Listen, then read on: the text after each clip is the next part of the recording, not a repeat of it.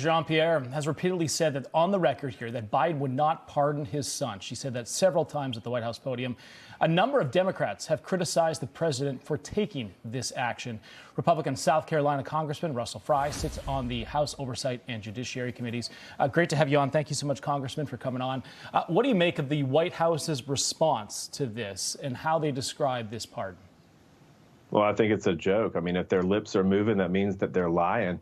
They've covered this thing up for a long time. Hunter Biden had no qualifications to be on the board of Burisma. He got a job, made millions of dollars off of his dad's name.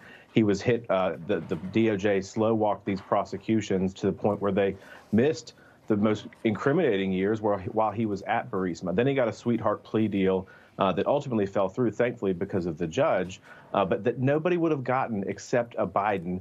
And now he gets a presidential pardon, not just for the pending crimes that he's got in front of the court, but for everything, all the way back to 2011. This is the most sweeping pardon that we have seen probably since Nixon. And it's absolutely ridiculous, but it is unsurprising coming from this president. Congressman, do you think it's an admission of guilt over what happened with what Hunter was doing with Burisma? Oh, absolutely. I mean, you look at the numbers. The numbers don't lie. You've got 20 LLCs formed by members of the Biden family, over $10 million that have flowed into their coffers. And so President Biden, after denying multiple times that he was not going to pardon his son, now comes in the 11th hour, right before he's about to be removed from office, and pardons his son, not just for those crimes, but for way more. Well, I want to get this soundbite in the mix because as we're tracking the reaction to the news of the pardon, we're hearing now from former New York Congressman Jamal Bowman, who says if Biden's going to issue pardons, they have to be much more extensive. Here's that.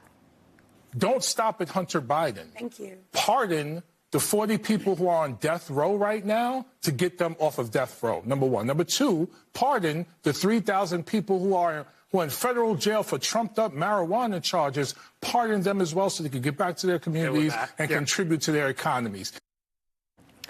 So what do you make of the congressman's comments there, the idea that there's some support clearly for this move on the Democratic side of the aisle? Well, look, presidential pardons are obviously within the purview of any president, and every president has pardoned individuals for various different things. The difference is that most presidents, unlike President Biden, have done so pretty respectfully to the charges that they currently have. Jamal's asking for blanket pardons for a whole host of things. I think it's just out of step and out of touch with mainstream America right now. Back in 2018, California Senator-elect Adam Schiff, he introduced a bill in the House pertaining to presidential pardons. Let's play that. Watch. The president's pardon of Scooter Libby, Congressman, has inspired you to propose new legislation. What exactly would it do? What it would do is say that in the event the president pardons anyone in an investigation in which the president is a witness, a subject, or the target, those investigative files will all be turned over to the Congress.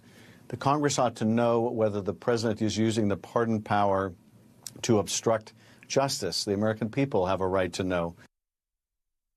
So having said that, I mean, should this apply now, given what we know about the investigations into Hunter Biden and when his dealings were overseas? I haven't looked at that particular piece of legislation, but I am curious to see how Adam Schiff might migrate his stance now that it is President Biden. But again, any legislation, the purview of pardons is within the executive branch. It always has been. It's in the Constitution that way for a reason. And so, as a 10th Amendment guy, as a believer in the Constitution just in general, where states can control, let them can control. But where branches of government have unique authority, let them govern that. But in good faith. I mean, this is what I view this pardon as. The current pardon of Hunter Biden is not offered in good faith. It's very sweeping. It's unprecedented. And so there's a lot of different ideas out there. I would be curious to see this particular bill. But again, I always am wary, given the constitutional framework of stepping into lanes that we should not be stepping into. Do you believe that this pardon of Hunter Biden sort of clears the way for Donald Trump and a campaign promise the president-elect had made to free the January 6th prisoners? Well, I think he had said that pretty unequivocally on his way while he was campaigning. And so I expect him to do that. But again, I also expect that the president is going to do it responsibly, as he has before, in a way, not have these things, much like the Hunter Biden pardon, where it's just unprecedented. But the president certainly campaigned on that, and I fully expect him to deliver on that. And just real quickly, your thoughts on Kash Patel being appointed to, or nominated, I should say, to the FBI position, the top job there. Is he the right guy for that pick? I think so. I trust the president's judgment here. I mean, Kash Patel's got a resume that's pretty unique. It's a good one. He's been a prosecutor and a public defender. He has been chief of staff for the DOD. He's served on the National Security Council. I mean, the qualifications are there. But what's important to me is the mission. The FBI has been at the center of all the major controversies within our government since roughly 2015, 2016. And so it's time to clean house a little bit. It's time to make sure that we restore the FBI to its original purpose in their motto, which is bravery, fidelity, and integrity. Let's uphold those tenets. Let's uphold that motto. Let's restore the FBI to its glory and stop these political prosecutions, stop this political dance that seems to be happening within our own government against its citizens. All right. It is back now to work for our members of Congress following the holiday break. So thank you so much for taking the time with us this morning. South Carolina Congressman Russell Fry, we appreciate it.